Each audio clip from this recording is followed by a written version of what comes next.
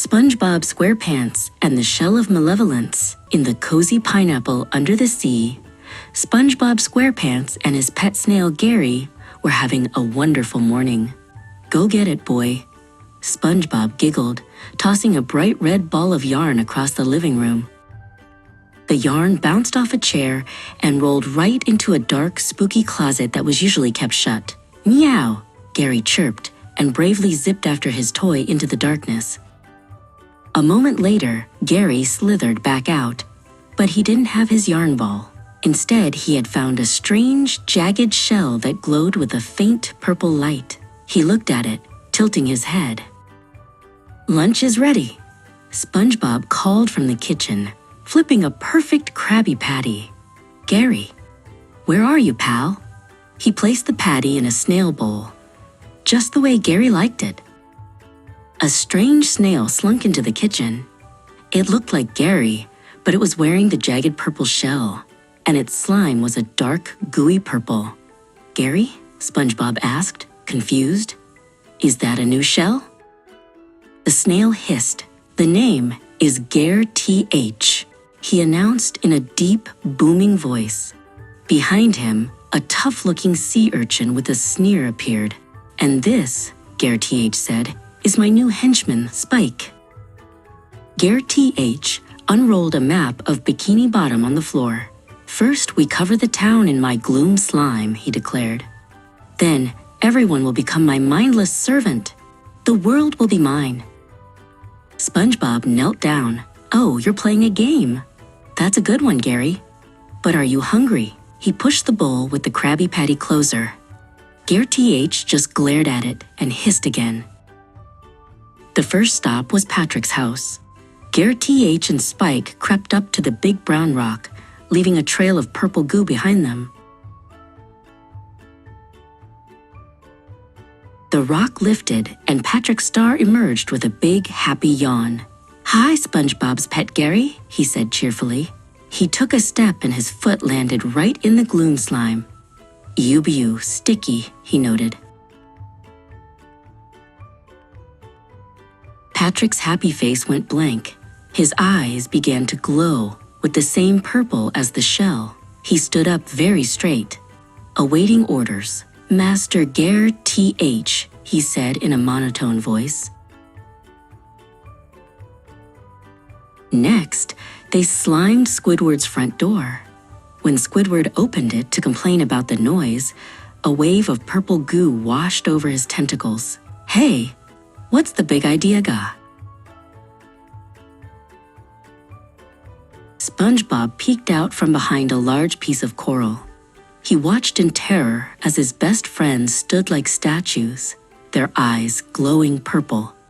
This was not a game. Something was very, very wrong. Panicked, SpongeBob ran as fast as his square legs could carry him to the one place he always felt safe, the Krusty Krab. "Mr. Krabs! Mr. Krabs!" he cried, bursting through the doors.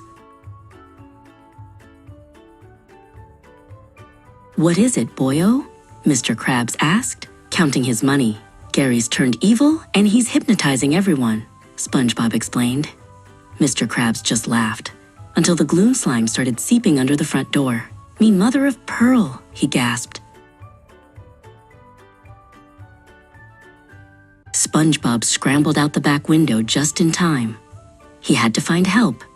He suddenly remembered an old story his Grandma Squarepants used to tell him about a wise old clam who knew everything. He headed for the deepest part of the kelp forest. After a long journey, he found it, a giant, moss-covered clam, bigger than a boat.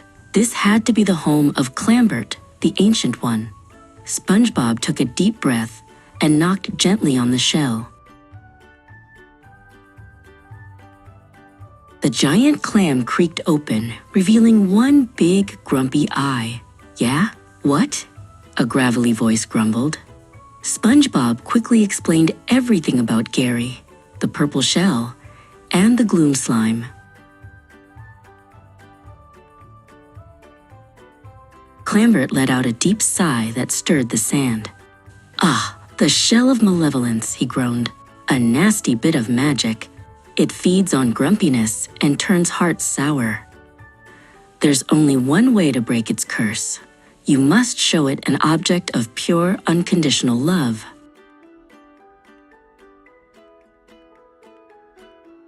SpongeBob thought hard. Unconditional love? He thought about how much he loved his job, his friends, and his home. Then he thought about Gary. He remembered all the years of playing, feeding, and tucking him into his little newspaper bed. An idea sparked. "Squeaky Mouse!" he shouted.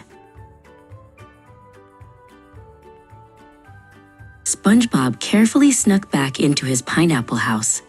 He tiptoed past the living room, where the hypnotized Patrick was now guarding the TV. He found Gary's toy box and pulled out a well-loved, slightly chewed-up Squeaky Mouse toy. In the center of town, Gary H. sat on a throne made of old tires. His army of hypnotized fish, led by Patrick and Squidward, stood around him. "Soon, the whole ocean will be mine," he cackled. "Not so fast," a voice squeaked. SpongeBob marched into the square, holding the little mouse toy high. "Your days of being a meanie are over." He held the toy in front of Gary H. and gave it a loud, hopeful squeak. The squeaky sound echoed. For a second, nothing happened. Then, Gareth's glowing purple eyes flickered. A tiny, happy memory of playing fetch with SpongeBob flashed in his mind. A crack appeared on the shell of malevolence.